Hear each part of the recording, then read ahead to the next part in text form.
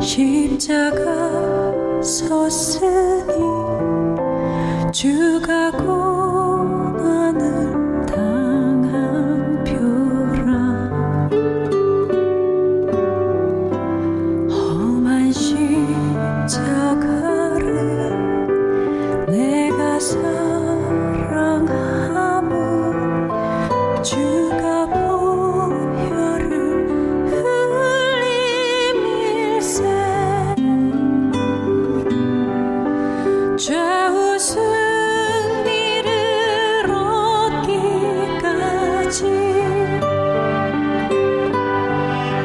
주의 십자가 사랑하리.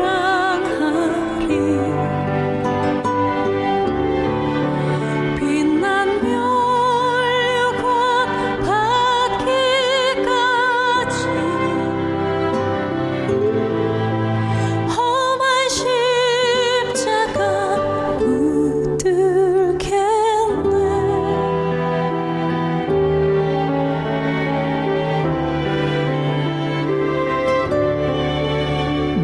멸시함을 받은 주의 십자가에 나의 마음이 끌리도다. 귀한 어린 양이 영광 다 버리고 험한 십자가 지셨도다.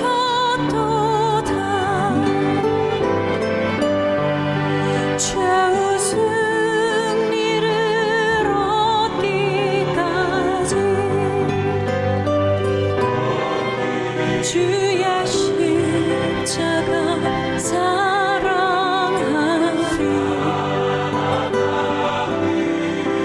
빛난 멸류관 받기까지 험한 십자가 붙들겠네.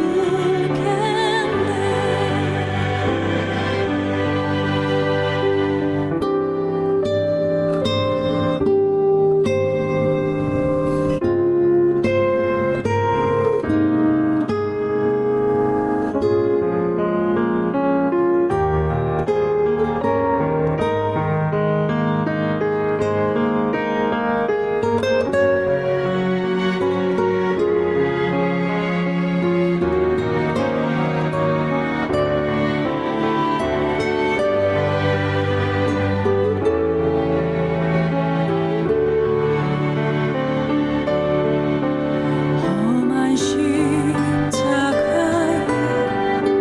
주가 흘린 피를 믿는 마음으로 바라보노.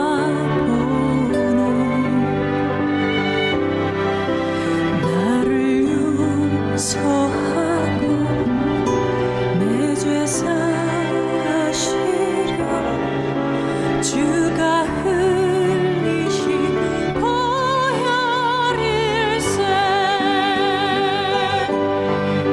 죄 웃은 이를 얻기까지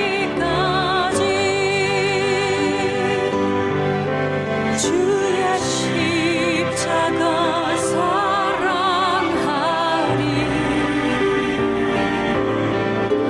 빛난 멸류관 받기까지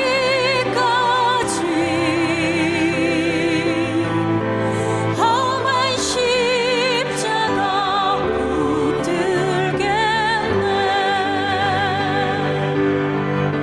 빛난 멸류관 받기까지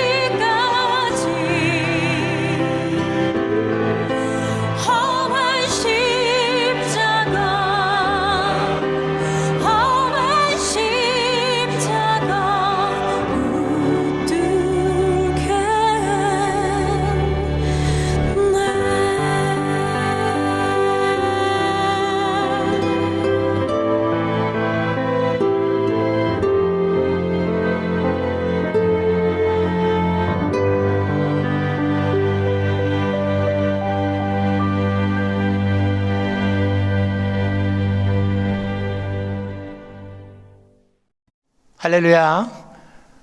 사랑하는 성도 여러분, 이번 고난주간을 통하여서 단비TV에서 이런 특별 집회를 마련하게 되었는데 이 부족한 종을 또 말씀을 전해달라고 부탁을 받아서 이 자리에 섰습니다.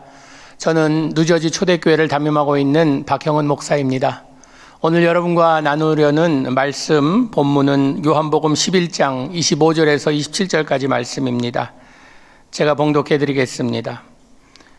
예수께서 가라사대 나는 부활이요 생명이니 나를 믿는 자는 죽어도 살겠고 무릇 살아서 나를 믿는 자는 영원히 죽지 아니하리니 이것을 내가 믿느냐. 가로되 주여 그러하외다. 주는 그리스도시요 세상에 오시는 하나님의 아들이신 줄 내가 믿나이다. 고난주간이 되면 우리들이 많은 것을 생각하게 됩니다. 예수님의 고난의 일들을 생각하고 또 십자가를 생각하고 죽음을 생각하고 주일이 되면 우리가 부활의 기쁨으로 예수님을 맞이합니다. 하나님을 모르는 사람들도 이 죽음에 대한 염려를 많이 합니다. 그리고 계획을 많이 합니다. 죽음 뒤에 무엇이 있는가 미스테리에 쌓여서 이집트 왕들은 영원한 삶으로 이어질까 해서 피라밋을 만들고 이 미라로서 다음 삶을 준비했다고 합니다.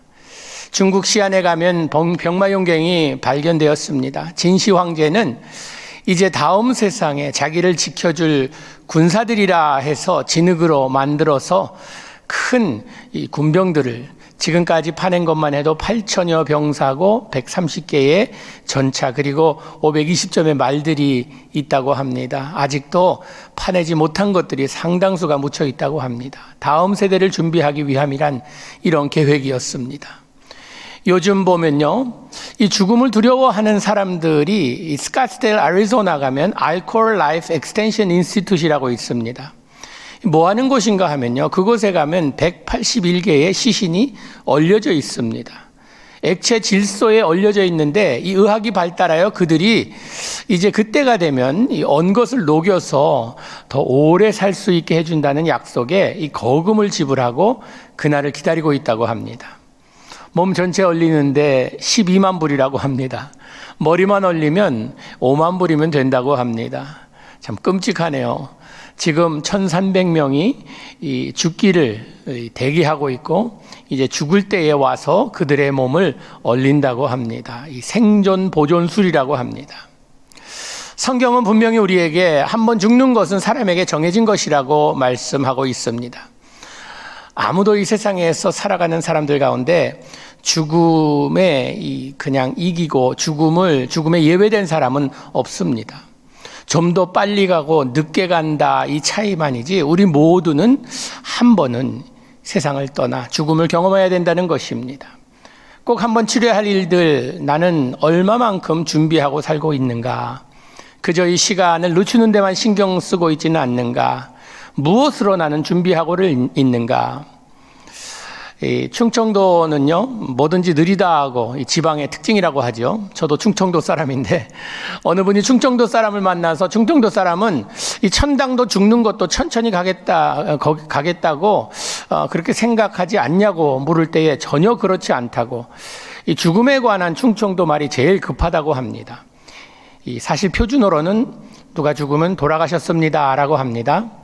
경상도 사람들은요, 운명하셨다 아닙니까? 라고 한다고 합니다.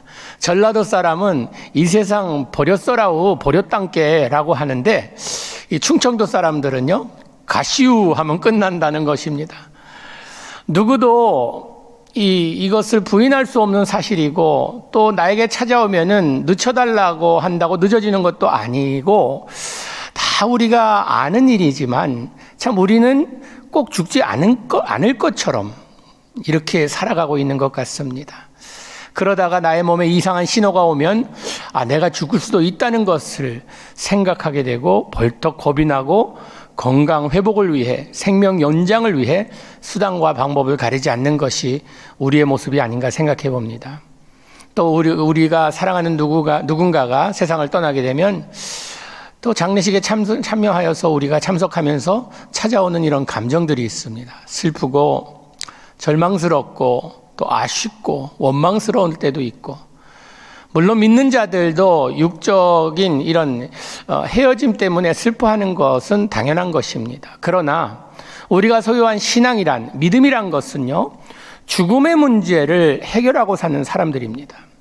성경에 보니까 데살로니가전서 4장 13절 말씀에 이런 말씀이 있습니다. 형제들아, 자는 자들에 관하여는 너희가 알지 못함을 우리가 원치 아니하노니 이는 소망 없는 다른 이와 같이 슬퍼하지 않게 하려 함이라. 사랑하는 성도 여러분, 진정한 믿음이란 죽음의 문제를 해결하고 사는 삶입니다. 우리가 살아가는 삶에 무엇을 준비하며 사느냐가 중요하다는 것입니다. 두려움과 슬픔이 아닌 기쁨과 기대를 가지고 살아가는 것입니다. 제가 LA에 있을 때 어느 권사님 한 분 임종하는 모습을 옆에서 지켜보게 되었습니다. 권사님께서 마지막으로 이제 임종하시는 그 순간 뭐라고 말씀을 하시는데 귀를 가까이 대고 들어봤더니 찬송가를 부르고 계셨습니다. 이제 하늘로 입성하는 그 절차 가운데 이제 마지막 죽음의 문을 통과하여 천국에 들어가는 그 순간에 찬송가를 부르며 이제 다시 눈을 뜰 때에는 천군 천사들이 부르는 찬송을 들으며 깨어나지 않을까라는 그런 생각을 해봤습니다. 바울은 이야기합니다. 고린도전서 15장 19절 말씀에 만일 그리스도 안에서 우리의 바라는 것이 다만 이 생뿐이면 모든 사람 가운데 우리가 더욱 불쌍한 자리라.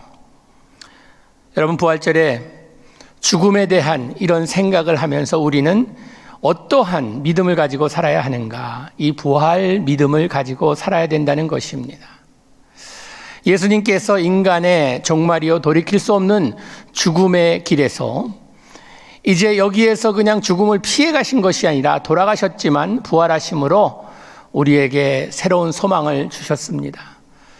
성경에 보면요, 죽었던 사람을 예수님께서 살린 이런 사건들이 있죠.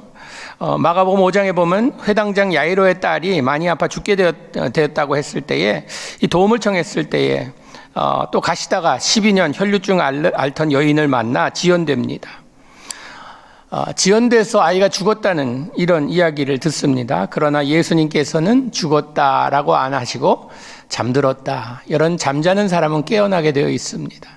그리고 누가복음 7장에 보면요, 이 나인성에 사는 과부의 아들이 죽어 장사 지내려고 장지로 가는 시신에게 명하여 죽은 자가 살아납니다. 이렇게 예수님께서는 죽음이 끝이 아니라는 것을 사역 가운데도 보여주셨습니다. 그런데 오늘 본문에 나오는 죽은 나사로는요, 방금 죽은 것도 아니요 죽은 지 벌써 나흘이 되었습니다. 시신이 썩어 냄새까지 날 만한 이런 시간이었습니다. 그리고 죽은 사람은 보통 보통 죽은 사람은요, 이 보통 사람이 아닙니다. 길을 가다가 갑자기 나타나 도움을 청한 사람도 아니고 길에서 불쌍한 사람 만난 사람도 아니고 누군가 하면 예수님의 친구입니다. 예수님과 가까운 관계를 가졌던 이런 형제였습니다. 그런데 아끼는 친구가 병들고 죽었습니다. 당장 도움을 와서 청하는 그것을 좀 시간이 걸려서 그곳에 도착하셨습니다. 예수님께서는 한 가지 확실한 말씀을 요한복음 11장 4절에 말씀하십니다.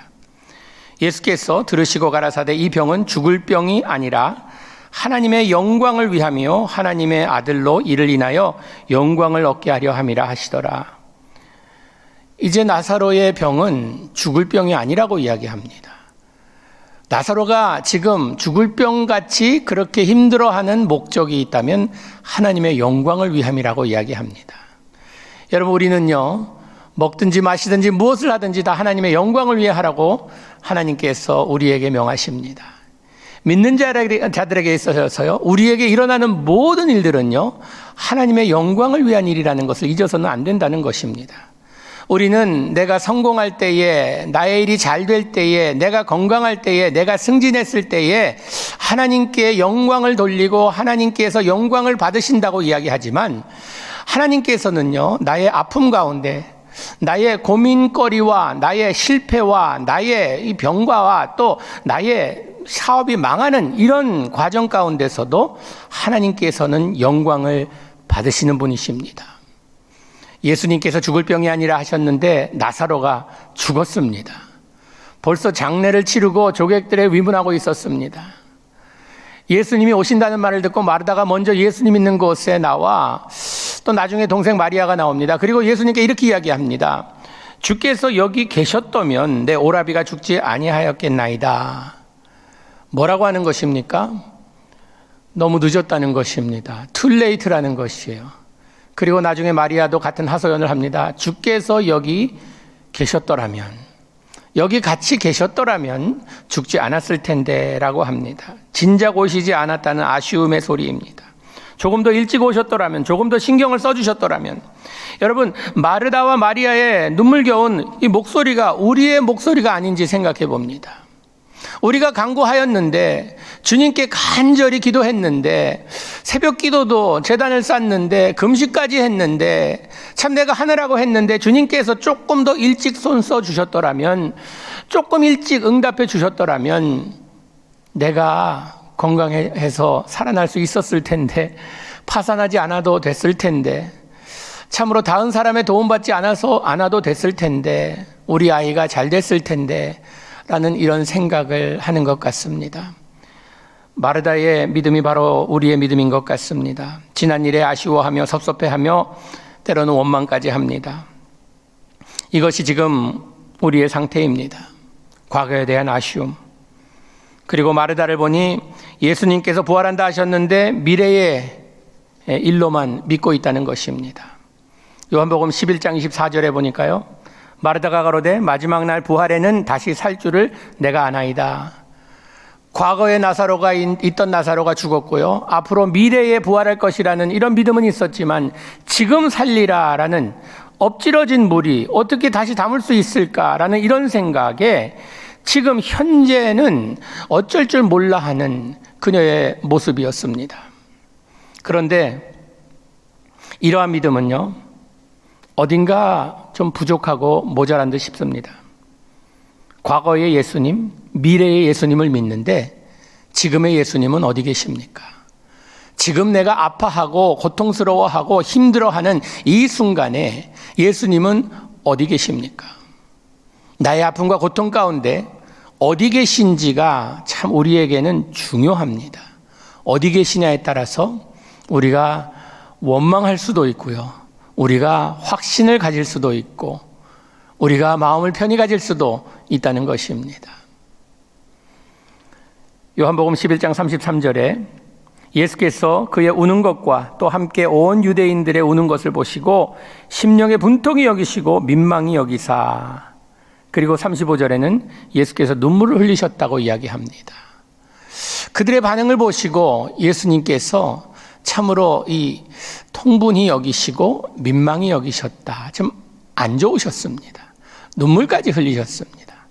여러분, 그들의 반응을 보면서 예수님께서는 현실이 그러니까 할 수 없겠지가 아니라 믿는 자들에게서 기대하시는 바는 다르다는 것입니다. 주님께서는요, 우리 현실의 어려움과 아픔 가운데 어디 계시는가?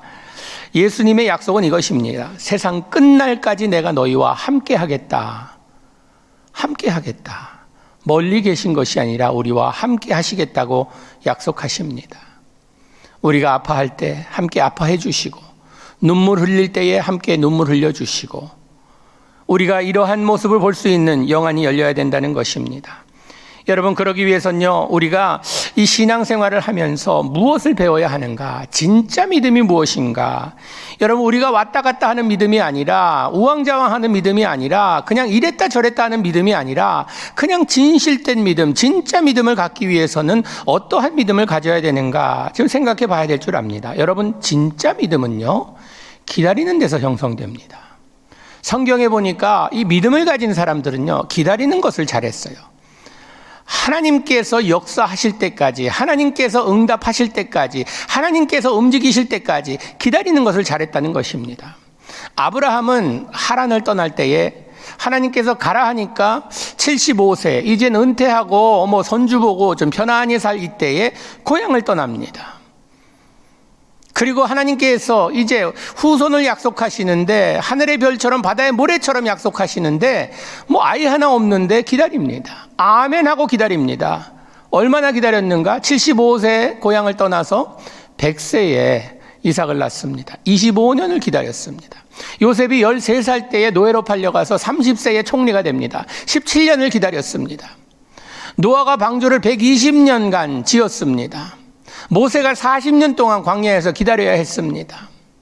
여러분, 우리가 잘 못하는 것이 있다면요, 기다리는 것 잘 못합니다. 우리 특히 한국 사람들은요, 성질이 좀 급해요. 그래서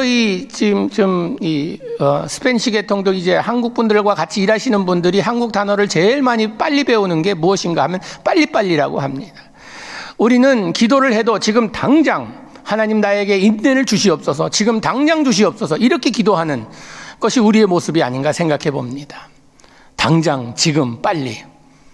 그러나 믿음은요, 어렵고 힘든 길이라 할지라도 기다리는 가운데서 이루어지는 법입니다.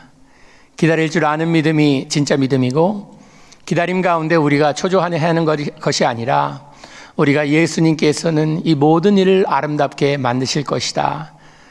하나님께서는 이 모든 일을 통하여서 영광을 받으실 것이다. 부활이시고 생명이신 예수님께서는 나를 절대로 버리지 아니하실 것이다 라는 이런 확신을 가지고 기다리는 것입니다. 여러분, 기다리는 가운데 우리는 뭘 합니까? 절망하지 않고 주님과 함께 동행하며 우리가 평강과 평화와 기쁨 가운데 거하는 것입니다. 여러분, 요즘 팬데믹 기간 동안에 많은 분들이 힘들어 하십니다. 육적으로도 또 그리고 정신적으로도 그리고 영적으로도 많이 힘들어 하십니다. 여러분, 그럴 때마다 우리는요, 주님의 약속을 잊어서는 안 됩니다. 세상 끝날까지 내가 너희와 함께 하겠다. 이제 고난을 당하시고 오늘 저녁 많은 교회들이 성금요 예배 드리죠. 그 예배를 드리면서 우리가 기억해야 될 것은 예수님께서는 나의 고난을 충분히 알고도 남으시는 이런 분이시다. 왜? 예수님께서 그 고난의 길을 걸으셨기 때문에. 여러분, 우리가 참으로 부활의 믿음을 가지고 어려운 일 당할 때 나의 믿음 적으나 의지하는 내 주를 더욱 의지하며 승리하는 우리 모두 되기를 주님의 이름으로 축복합니다. 기도하시겠습니다. 하나님, 우리들에게 이렇게 어려운 시간에도 예배자로서 주님 앞에 나올 수 있는 특권을 주시니 감사합니다. 간구하옵기는 우리가 어렵고 힘든 이런 상황 가운데서도 우리의 믿음이 흔들리지 않고 진짜 믿음을 가지고 주님께서 나의 삶을 통하여 무엇을 이룰까 기대하며 기다리며 기도하는 주의 자녀들 될 수 있도록 은혜 베풀어 주시옵소서. 예수님 이름으로 기도합니다. 아멘.